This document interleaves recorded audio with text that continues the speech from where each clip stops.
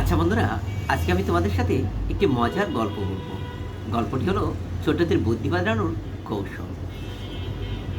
একটি জায়গায় এক রাজা বাস করতেন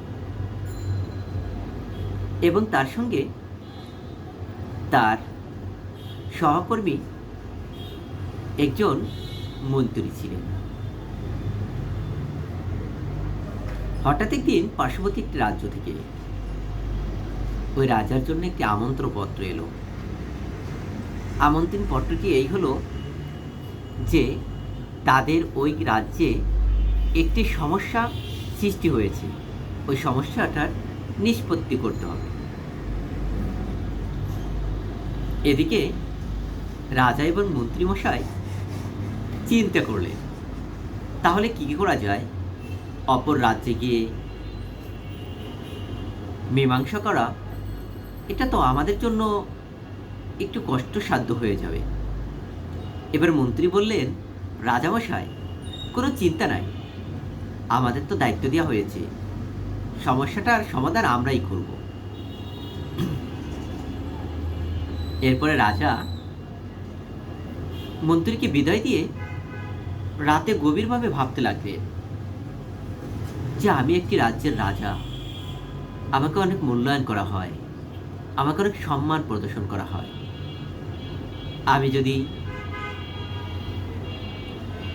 অন্য রাজ্যে গিয়ে কোনো একটি সমস্যার সমাধান করতে যাই, আর ওই সমস্যাটা যদি সঠিকভাবে না করতে পারি, তাহলে হয়তো ওই রাজ্যের মানুষের কাছে আমি দোষী সাব্যস্ত হয়ে যাব। কোনো মানুষ আমাকে ভালো বলবে, আর যাদের পক্ষে আমি কথা না বলবো তারা আমাকে খারাপ বলবে। এবার রাজা চিন্তিত হয়ে ভাবলেন, আমি আজ মন্ত্রীকে বোকা বানিয়ে দেব। ওই রাজ্যের মানুষগুলো জানতেন না অনেকেই যে ওই রাজ্যের প্রকৃত রাজাকে। খুব সকালে রাজা এবং মন্ত্রী সাহেব অন্য রাজ্যের সমস্যা সমাধান করার জন্য তৈরি হয়ে গেলেন। কিছু দূর যাওয়ার পরে রাজা ভাবলেন যে আমি তো রাজ্যের রাজা, আমাকে তো কারো কাছে দোষী সাব্যস্ত হওয়া যাবে না, তাই আমাকে উচিত মন্ত্রীকে দিয়েই সব কিছু করা। তাহলে সমস্ত দায়ভার মন্ত্রীর উপরেই পড়বে। ভালো করলেও মন্ত্রী, আর খারাপ করলে ও মন্ত্রী। ভালো করলে তো রাজার সুনাম, আমি তো রাজাই, সুনামটা তো আমারই হয়ে আসবে। এরপর মন্ত্রী সাহেবকে বললেন, রাজা, আচ্ছা শোনো, আজকে আমরা একটু অন্য আঙ্গিকে চলে যাব। আমার শরীরটা বেশি ভালো নাই, তা আজকে বিচার কার্যটা তুমি সম্পাদন করবে। মন্ত্রী সাহেব বললেন, রাজা সাহেব কি বলেন? এখানে সমস্যার সমাধান দায়িত্বটা রাজাকে দেওয়া হয়েছে, আর আপনি তো আমাদের রাজ্যের রাজা, তাহলে তো সমস্যাটা আপনিই করবেন। এবার রাজা বললেন, তাহলে শুনো, আজ এই ক্ষণিকটা সময়ের জন্য তোমার অবস্থান আমি পরিবর্তন করে দিব। তুমি হবে রাজা আর আমি হব মন্ত্রী। রাজা ভয়ে তার আত্মসম্মান বিনষ্ট হয়ে যাবে বলে মন্ত্রীকে রাজা বানিয়ে দিল। এমন সময় মন্ত্রী সব কিছু মেনে নিলেন। মন্ত্রী অনেক বুদ্ধিমান, তাই সে খুব সহজে এটাকে মেনে নিলেন এবং ভাবলেন যে যে সমস্যাই হোক না কেন, আমি এই সমস্যার সমাধান দিতেই পারব। এরপরে মন্ত্রী এবং রাজা ঘটনাস্থলে উপস্থিত হয়ে গেলেন।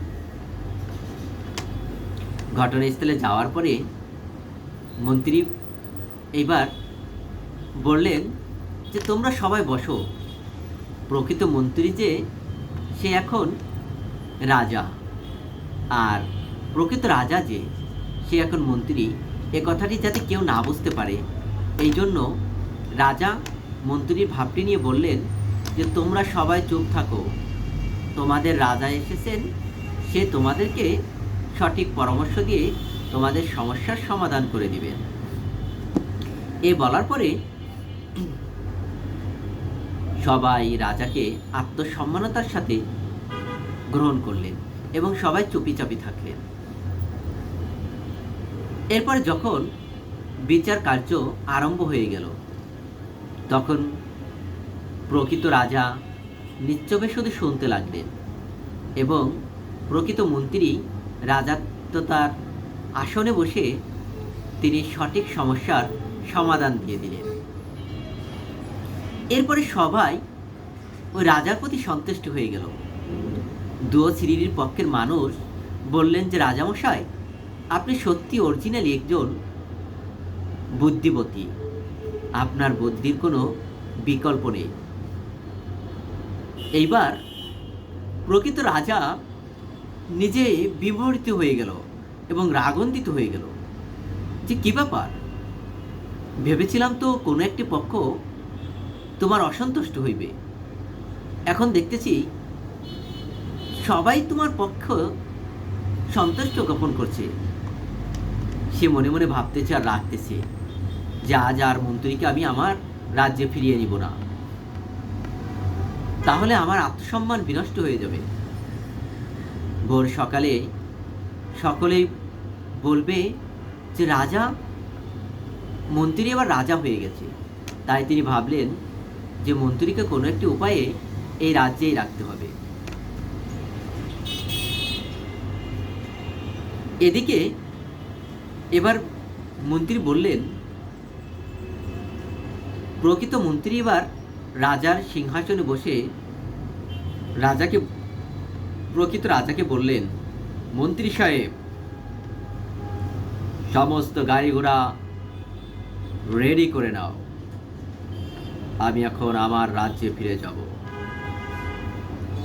এবার তিনি নিজে নিজে লজ্জিত এবং অপদাস্তিত হতে লাগল। ওদিকে প্রকৃত মন্ত্রী অত্যাধিক জনসমাগম এবং জনসাপোর্টের কারণে সে তার আত্মমর্যাদা এবং সম্মান অত্যাধিক বেড়ে গেল। এদিকে প্রকৃত রাজা এবার ভাবলেন যে আমি যদি একে আমার সঙ্গে রাজ্যে নিয়ে যাই, আর এই রাজ্যের কিছু মানুষ যদি ওখানে গিয়ে দেখে ইনি অরিজিনালি সত্যিকারের রাজা নন, তাহলে আমরা তো উভয়ই কলঙ্কিত হব। তাই প্রকৃত রাজা বললেন, রাজামশাই, আপনি আপনার রাজ্যে ফিরে যান, আমি কয়েকটা দিন এখানে একটু বেরিয়ে আসি। এদিকে মন্ত্রী সাহেব ওই রাজ্যের কিছু লোকজন নিয়ে প্রকৃত রাজার রাজ্যে ফিরে গেলেন। এদিকে প্রকৃত রাজা ওই রাজ্যেই বসবাস করতে আরম্ভ করলেন। যখন প্রকৃত মন্ত্রী সাহেব ওই রাজ্যে গিয়ে রাজসিংহাসনে বসতে গেলেন, তখন রাজরানী বেগম সাহেবা দেখে তাকে অবাক হয়ে গেলেন। বললেন, মন্ত্রী সাহেব, কত বড় সাহস তোমার, তুমি আমার রাজ সিংহাসনে, যেখানে আমার স্বামী এসে বসে, সেখানে বসে আছো। এদিকে অবাক হয়ে মন্ত্রী এখন আর মন্ত্রী নন, অন্য সকল রাজ্যের সহযোগিতা পেয়ে, অন্য রাজ্যের মানুষের অনুপ্রেরণা পেয়ে তাকে উল্টিয়ে দামকি দিয়ে বসলেন, খবরদার, একটি বেশি কথা বলবে না, আমি এই রাজ্যের রাজা, শুধু এই রাজ্য নয়, আমি পার্শ্ববর্তী রাজ্যেরও রাজা, অতএব আমি 2টি রাজ্যের রাজা। এইবার অন্য অন্য লোকগণ যারা অন্য রাজ্য থেকে এসেছে তারা বলছে, ঠিক আছে রাজামশাই যা বলেছে ঠিক আছে, সত্যি কথা, ইনি আমাদের রাজ্যের রাজা, ইনি আমাদের সমস্যার সমাধান করে দিয়েছেন।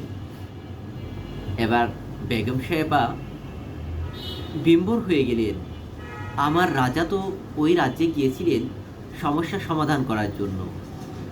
এইবার তার আত্মসম্মান হারিয়ে যাবে বলে তিনি কিছু না বলে মন্ত্রীকে রাজা হিসেবে গ্রহণ করে নিলেন।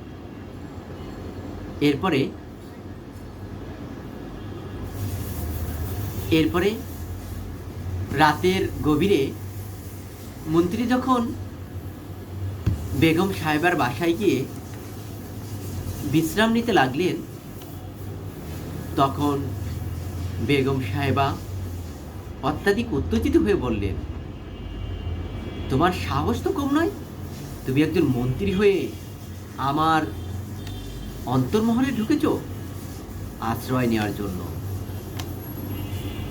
এইবার মন্ত্রী তার ইতিহাসটি খুলে বললেন। এরপরে বেগম সাহেবা তার এই উচ্চ বুদ্ধিমত্তার কারণে তাকে গ্রহণ করলেন এবং ওই রাজ্যের রাজত্বটা তাকে দিয়েই পরিচালনা করলেন। বন্ধুরা আমার, তবে তোমরা বুঝতে পেরেছ, বুদ্ধি কখনো ছোট থাকে না, বয়সের সাথে বুদ্ধির কোনো তুলনা হয় না। তাই কখনো কাউকে এভাবে বলা যাবে না কখন কার কোন বুদ্ধিটি তার জীবনকে পরিবর্তন করে দিতে পারে। সবসময় আমাদের এই বুদ্ধিমত্তার সাথে জীবন অতিবাহিত করতে হবে। বন্ধুরা, বুঝতে পেরেছো আমি কি বলতে চেয়েছি? অতএব আমরা সবাই এই বুদ্ধির সাথে সব সময়ের জন্য লড়াই করব, তাহলে হয়তো আমরা ভালো কিছু পেয়ে যাব ছোট থেকে। ছোটদের জন্য বেশি আনন্দময় গল্পটি। ছোটরা শোনো শোনো, সবসময়ের জন্য ভালো আচরণ করবে, বাবা মায়ের সাথে বুদ্ধি খাটিয়ে অনেক অর্থ সম্পদ লাভবান